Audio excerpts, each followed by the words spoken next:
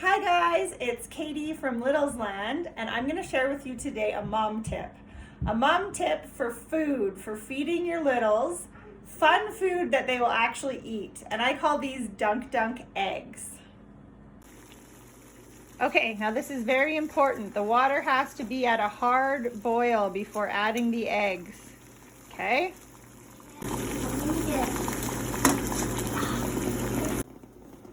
Once the eggs are all added, you put the timer on for 5 minutes.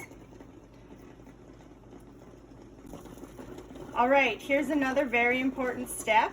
Once your timer goes off, you have to immediately take the eggs, drain the water, and you have to pour cold water onto them. Okay, that's very important because they continue to cook. Okay, now we put the eggs in these cute little egg cup things. The kids love them. And I cut the toast into little strips. That's fun as well. Okay, now we just crack off the top with a knife, like so. And there we go, and you can see that nicely, perfectly cooked. Okay, Frankie, have a dunk. Okay.